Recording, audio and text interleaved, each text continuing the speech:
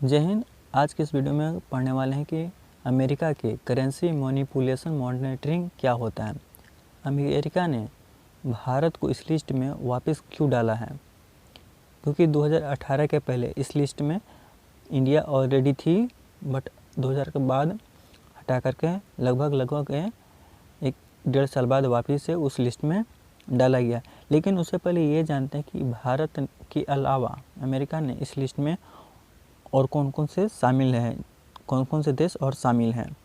India के अलावा Taiwan है और थाईलैंड है, और ये दो देश हैं जो करेंसी मैनिपुलेटर देश की मॉनिटरिंग लिस्ट में डाला गया है। इस लिस्ट में चीन, जर्मनी, इटली समेत 6 और ऐसे देश हैं जिनको डाला गया है। भारत को लगभग डेढ़ साल बाद एक बार फिर इस लिस्ट में शामिल किया गया है। लेकिन अब क्या होता है कि आप समझते हैं कि आखिर करेंसी मैनिपुलेट का मतलब क्या होता है। दूसरा सवाल यह है कि अमेरिका किन देशों को इस लिस्ट में रखता है या डालता है। तीसरा सवाल यह है कि इस लिस्ट में डाले जाने से क्या फ़र्क पड़ता है। और चौथा सवाल यह है कि भारत को इस लिस्ट में दोबारा क्यों डाला गया है। इन 4 सवालों का जवाब इस वीडियो में पूरी तरह से डिटेल में जानते हैं। चलिए सबसे पहले समझते हैं कि मैनिपुलेटिंग का मतलब क्या होता है। What is currency manipulation. देखिए क्या होता है कि यह अमेरिकन गवर्नमेंट के द्वारा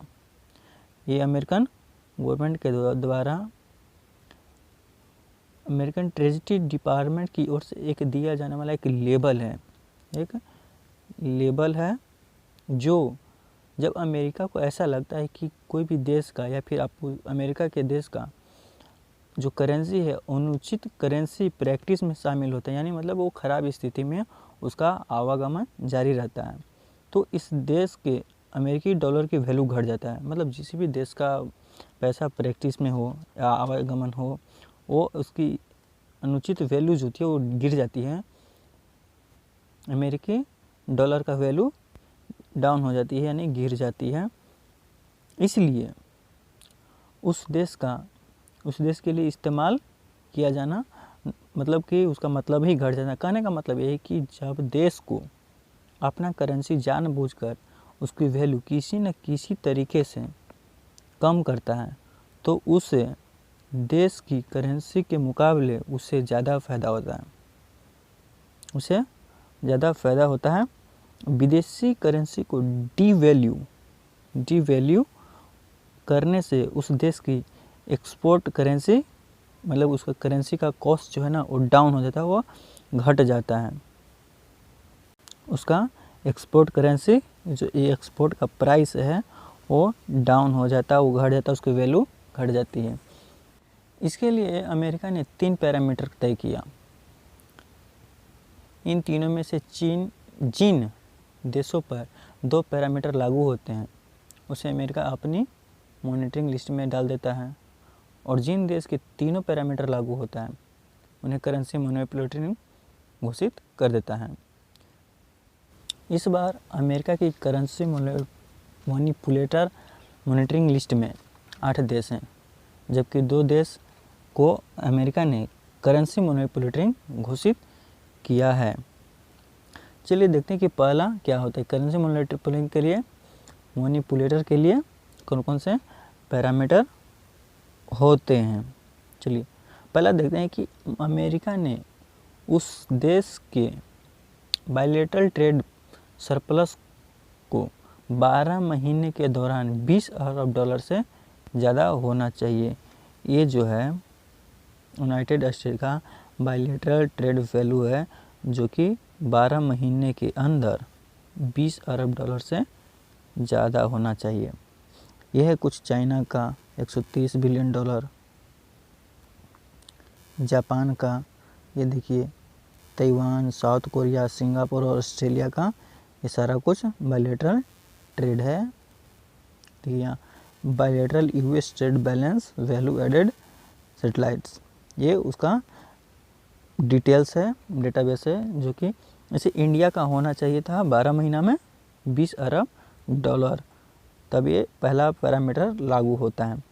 दूसरा पैरामीटर क्या है वो समझिए। दूसरा है करंट अकाउंट सरप्लस का 1 साल के भीतर में देश की जीडीपी मिनिमम कितना होना चाहिए, 2% होना चाहिए। देखिए जी क्या है कि करंट अकाउंट सरप्लस क्या होता है, देखिए एक्यूमुलेशन ऑफ फॉरेन एसेट्स। दूसरा है could be sign of low domestic spending. तीसरा इसमें क्या फॉर्मेशन आता है, job correction in export sector, higher share of output in exported than consumed. ये आता है करंट अकाउंट सरप्लस के अंदर में, जो कि इसका जीडीपी मिनिमम होना चाहिए साल के अंदर में 2%। अब तीसरा समझते हैं कि तीसरा मैनिपुलेटर क्या है, पैरामीटर क्या बनाया है अमेरिका ने।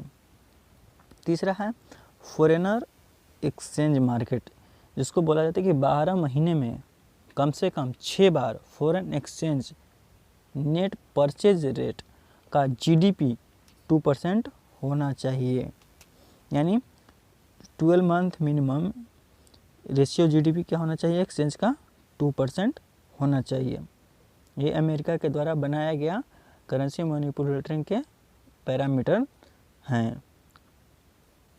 देखिए अब समझते हैं कि देखिए ये है अमेरिका करेंसी मैनिपुलेशन की कहानी। देखिए क्या है, अमेरिका ने वियतनाम और स्विट्जरलैंड को करेंसी मैनिपुलेटर देश घोषित किया। अब इसके तीनों पैरामीटर मिलते होंगे तो घोषित किया। अब समझते हैं भारत। दूसरा, भारत चीन समेत 8 ऐसे देश हैं जिनको करेंसी मैनिपुलेटर मॉनिटरिंग लिस्ट में डाला गया है इस वर्ष। जो देश 3 पैरामीटर में से 2 पैरामीटर में आते हैं उन्हें मॉनिटरिंग लिस्ट में रखा जाता है। अभी भी बताया हमने, जो तीनों पैरामीटर में आते हैं उन्हें करेंसी मैनिपुलेटर घोषित करता है अमेरिका। ये अमेरिका द्वारा करेंसी मैनिपुलेशन की ओर से एक चलाया जाता है। चलिए आगे समझते हैं क्या है इस लिस्ट से क्या फ़र्क पड़ता है। हाँ भाई, अब इसमें रहें तो क्या फ़र्क पड़ता है, नहीं भी फ़र्क पड़ता है।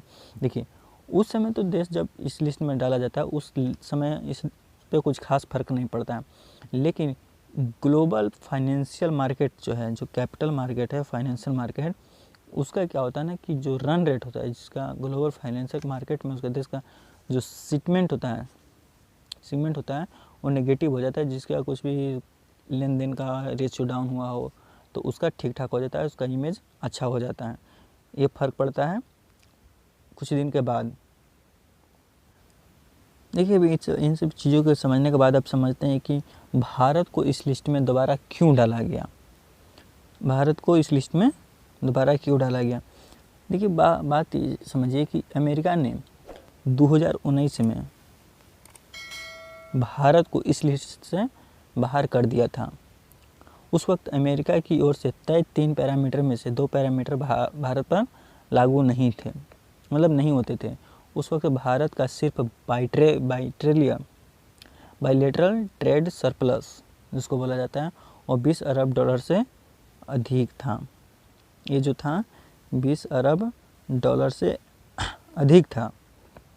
अब दूसरा पॉइंट आइए, इसका दूसरा पॉइंट कहता है कि अमेरिका ट्रेड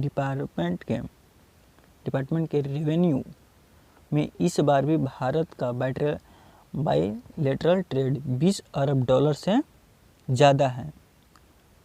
जून 2020 तक के पहले 4 क्वार्टर में से ये 22 अरब डॉलर था। देखिए इतना करेंसी था। अब समझिए कि वहीं भारत का फॉरेन एक्सचेंज का रन रेट यानी नेट परचेज रेट जो अभी क्या है वो है 64 अरब डॉलर है, जो कि जीडीपी के हिसाब से क्या होता है 2.4 होता है। देखिए पिछले 12 मंथ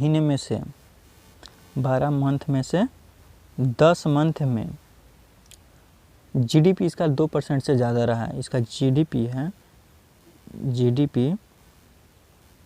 वो 2% से अधिक रहा है। इन 2 पैरामीटर के कारण जो लागू हुआ, एक फॉरेन एक्सचेंज और दूसरा था अमेरिका के ट्रेड डिपार्टमेंट में बायलैटरल ट्रेड जो 20 अरब से डॉलर अधिक होना चाहिए था वो था। इसके हिसाब से इन दो पैरामीटर के कारण एक बार फिर से भारत को अमेरिका ने करेंसी मैनिपुलेटिंग लिस्ट में डाला है, इसी साल डाला है।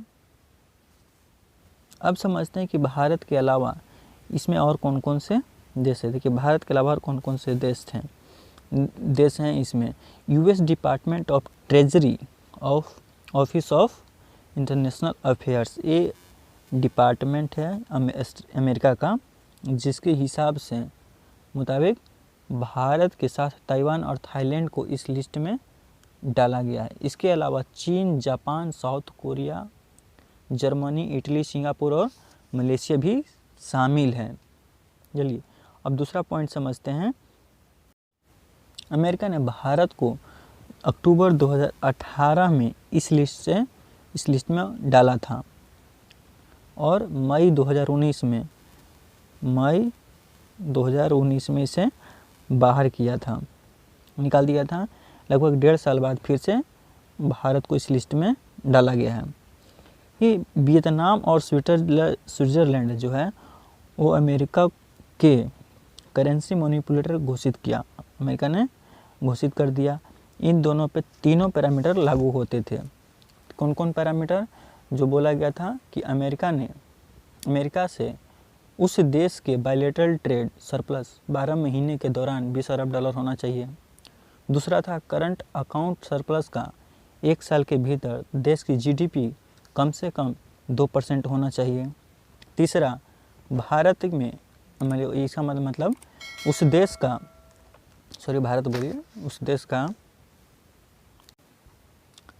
उस देश का 12 महीने में कम से कम 6 बार फॉरेन एक्सचेंज नेट परचेज क्या होना चाहिए, जीडीपी का 2% होना चाहिए। तो उसमें वियतनाम और स्विट्ज़रलैंड ये दोनों का तीनों पैरामीटर लागू होता है, इसलिए उसे क्या किया गया, करेंसी मैनिपुलेटिंग घोषित किया गया। ये देखिए वियतनाम है अरहा किनारे नहीं, मतलब ये है समुद्र किनारे बसा हुआ है, और ये है स्विट्ज़रलैंड, और ये है वियतनाम। इन दोनों पे तीनों पैरामीटर लागू होते हैं, इसलिए ये दोनों को करेंसी मैनिपुलेटिंग घोषित कर दिया गया। ये है वियतनाम जो कि पूरा समंदर किनारे बसा हुआ है, इधर पानी पे पानी है, इसको आर पार कुछ दिख नहीं रहा है, पूरा दुनिया गायब हो चुका है। और यह है स्विट्ज़रलैंड, देखने से कितना अच्छा शहर लग रहा है। तो ऑब्वियसली यहाँ होना चाहिए ट्रांसपोर्ट एक्सपोर्ट सही तरीके से, और जीडीपी तो ऑब्वियसली मेंटेन ही रहेगा, क्योंकि यहाँ ट्रेवलिंग का ऑप्शन भी बढ़ जाता है। और उसी तरह से वियतनाम भी है, समुद्र सी किनारे है, तो सी किनारे पर लोग वैसे भी टूर करना पसंद करते हैं। तो इन दोनों का मैनिपुलेटिंग लिस्ट में डाला गया है। देखने से पता चल रहा है ये अरहा किनारे पूरा नदी पहाड़ के पीछे हैं, तो ऑब्वियसली सी होगा। चलिए एक और सवाल है कि इस लिस्ट से बाहर कैसे आएंगे। देखिए इस लिस्ट से बाहर आने के लिए जो देश है उसको एक बार मॉनिटरिंग लिस्ट में आ गया है, उसको कम से कम 2 बार लगातार इससे बाहर रहना पड़ता है, 2 बार मिनिमम बाहर रहना पड़ेगा। अब देखिए बाहर रहना पड़ता है तभी अमेरिका इस लिस्ट से बाहर करता है, क्योंकि फिर वो अमेरिका ही उस लिस्ट से बाहर कर सकता है। इसके अलावा और किसी के पास ये राइट्स नहीं है कि उसको मॉनिटरिंग लिस्ट से बाहर करें। अब आप लगातार जो पैरामीटर बनाएगा उस लिस्ट में, तीनों में से कोई 2 पैरामीटर में आप नहीं जाते हैं तो अमेरिका ऑटोमेटिक आपको बाहर कर देगा। अमेरिका ट्रेजरी डिपार्टमेंट के मुताबिक ऐसा इसलिए किया जाता है कि देखिए इसे क्यों किया जाता है वो समझिए पहले, कि जिससे यह तय होता है कि उसका जो इकोनॉमी का एक्सचेंज जो है उसमें सुधार हो रहा है या नहीं हो रहा है, या वो टेम्पोरली है, इसलिए उसको बाहर निकाल दिया जाए। अगर सुधार हो जाता है, तीनों में से किसी 2 पैरामीटर में आ जाते हैं तो वो किसी एक लिस्ट में रखा जाता है। अगर 2 पैरामीटर में आते हैं तो मॉनिटरिंग जो अभी भारत को रखा गया है एक्सचेंज मैनिपुलेटिंग में आ जाता है। अगर नहीं रहता है तब करेंसी मैनिपुलेटिंग मॉनिटरिंग लिस्ट में डाल दिया जाता है। इससे ये पता चलता है कि अगर 3 में से किसी 2 में आना ज़रूरी है तब अमेरिका उसमें रखेगा, और नहीं तो उसको बाहर निकाल देगा। तीनों में हो गया तो और अच्छी बात है। तो यही है करेंसी मैनिपुलेटर, जो अमेरिका द्वारा एक लेबल दिया जाता है, एक टैग दिया जाता है। तो इस वीडियो में इतना ही, फिर मिलते हैं अगले वीडियो में। तब तक के लिए वीडियो अच्छी लगी हो तो लाइक शेयर ज़रूर कीजिएगा, चैनल पर नए हैं तो सब्सक्राइब जरूर कीजिए। मिलते हैं अगले वीडियो में, तब तक के लिए जय हिंद।